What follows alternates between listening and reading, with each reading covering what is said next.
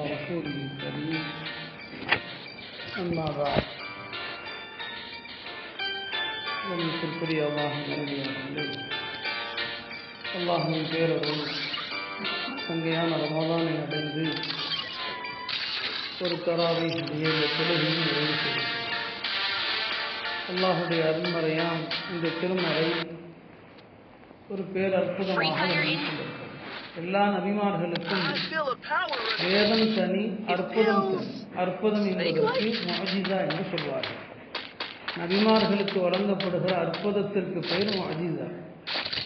மற்ற நபிமார்களுக்கெல்லாம் வேதம் தனியாக இருக்கும், அற்புதம் தனியாக இருக்கும். மூசா அலைஹிஸ்ஸலாமுக்கு வழங்கப்பட்ட வேதம் தௌராத், ஆனால் அது அற்புதம் அல்ல. அவர்களுக்கு வழங்கப்பட்ட அற்புதம் என்பது ஒரு கைத்தடி. அதை கீழே போட்டாங்கன்னா பாம்பாக மாறும், அதை போய் பிடிச்சாங்கன்னா மறுபடியும் கைத்தடியாக மாறும். இது போன்ற அற்புதம். அற்புதம் தனி, வேதம் தனி. நபி ஈசா அலைஹிஸ்ஸலாம் அவர்களுக்கு வழங்கப்பட்ட வேதம் இஞ்சி, ஆனால் அது அற்புதம் அல்ல. அவர்களுக்கு வழங்கப்பட்ட அற்புதம் பார்வை தெரியாதவர்களுடைய குருட்டுத்தனத்தை நீக்குவார்கள். தொழுநோயாளிகளை தொட்டால் அவர்களுடைய சருமத்தில் உள்ள நோய்கள் சீராகி இறந்தவர்களை உயிர்ப்பிப்பாங்க. இறந்தவர்களை உயிர்ப்பிப்பது ஈசா அலைஹிஸ்ஸலாமுக்கு எப்போதுமே தரப்பட்டதா அல்லது ஒரு குறிப்பிட்ட நபர்களை மட்டும் உயிர்ப்பித்தார்களா என்கிற ரெண்டு கருத்து இருக்கு. அதுல ஒரு கருத்து என்னன்னா, அவங்க இறந்தவர்களை ஒரு 4 பேரை தான் உயிர்ப்பிச்சாங்க. 4 மன்னரைகளுக்கு சென்று அந்த மன்னரை வாசிகளை அல்லாஹுடைய கட்டளையின் பேரில் எழுந்திருப்பீராக சொன்னாங்க, எழுந்து நின்னாங்க. இந்த மாதிரி அவங்க உயிர்ப்பித்தது ஒரு 4 பேரை. அந்த 4 பேர்ல ஒருத்தர் யாருன்னா, 1000 வருடங்களுக்கு முன்னால் மரணித்த ஹஜ்ரத் நூஹ் அலைஹிஸ்ஸலாமுடைய மகன் சாம் இப்னு நூஹ். பல வருஷங்களுக்கு முன்னால், பல 1000 வருஷங்களுக்கு முன்னால மூத்தானவர், அவரையும் உயிர்ப்பித்தாங்க. ஒரு 4 பேரை தான் உயிர்ப்பித்தாங்க. இது அவருக்கு வழங்கப்பட்ட அற்புதம். பெருமானார் ஸல்லல்லாஹு அலைஹி வஸல்லம் அவர்களுக்கு மட்டும்தான் அருளப்பட்ட வேதமே அற்புதமாக இருந்தது. குர்ஆன் தான் அற்புதம். அதுதான் ரசூல் ஸல்லல்லாஹு அலைஹி வஸல்லம் சொன்னாங்க, ஒவ்வொரு நபிக்கும் ஒரு அற்புதம் உண்டு, எனக்கு வழங்கப்பட்ட அற்புதம் திருக்குர்ஆன் என்று சொன்னாங்க. திருமறையினுடைய அற்புதம் என்ன? அதை மாதம் முழுவதும் நாம் பேசலாம். ஏன் திருமறையை முஅஜிஸா என்ற அற்புதம் என்று ஏன் சொல்லப்படுது?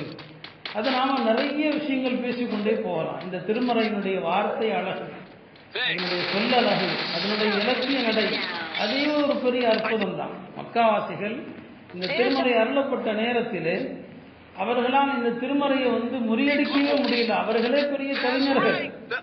ஆனா குர்ஆனுடைய இந்த அழகு நடையை அவங்களால முறியடிக்க முடியல. அதனால என்ன சொன்னாங்கன்னா, இந்த குர்ஆனை தோற்கடிக்கிறதுக்கு ஒரே வழி என்னன்னு சொன்னா, யாரும் குர்ஆனை கேட்க விடாதீங்க, தடுத்துருங்க. யாரும் குர்ஆனை கேட்கக்கூடாது. லா தஸ்மஉ லிஹாதல் குர்ஆன், இந்த குர்ஆனை கேட்காதீங்க. வல்கவ் ஃபீஹி, இந்த நபி குர்ஆன் ஓதுனாங்கன்னா இடையூறு செய்யுங்க. யாரு காதலையும் குர்ஆன் விழுந்துடக்கூடாது. குர்ஆன் விழுந்துடக்கூடாதுன்னு ஏன் பயந்தாங்க? இந்த குர்ஆன் காதில் விழுந்து விட்டால் அவர் அதற்கு மயங்கி விடுவார். குர்ஆன் காதில் விழுந்துருச்சுன்னு சொன்னா அவர் இந்த குர்ஆனுக்கு மயங்கி விடுவார். இதுதான் குர்ஆனுடைய அற்புதம்.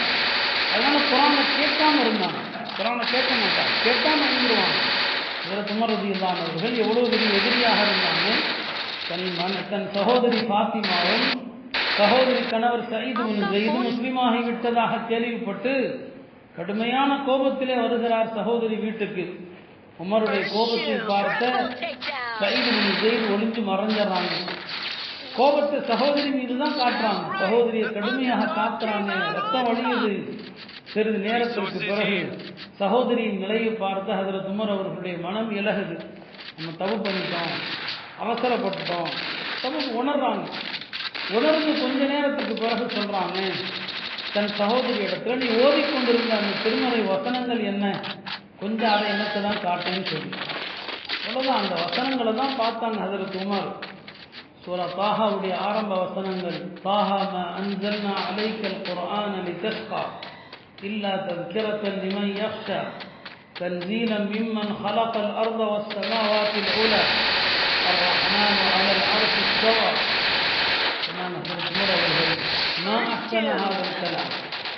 இவ்வளவு அழகான வார்த்தைகள் இவை, எவ்வளவு கண்ணியமான வார்த்தைகள். அந்த நொடி பொழுது ஹஜ்ரத் உமருடைய உள்ளத்திலே இஸ்லாம் வேர் விட ஆரம்பிக்கும்.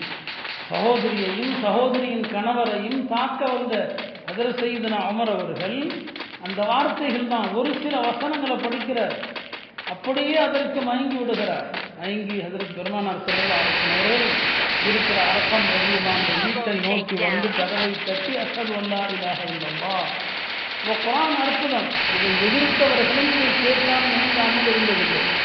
வலீத் பின் முகீரா அவர்கள் காஃபிர் இறைமறுப்பாளர் பெருமானார் ஸல்லல்லாஹு அலைஹி வஸல்லம் அவர்களுக்கு வந்து, ஏன் நீங்க குழப்பம் பண்றீங்க, தேவையில்லாத இந்த மக்கால குடும்பத்தில் பிரச்சனை, கணவன் மனைவிக்கு இடையில பிரச்சனை, தந்தை மகனுக்கு இடையில பிரச்சனை, இதையெல்லாம் விட்டுருங்களேன் அப்படின்னு சொல்லும்போது பெருமானார் ஸல்லல்லாஹு அலைஹி வஸல்லம் அவர்கள்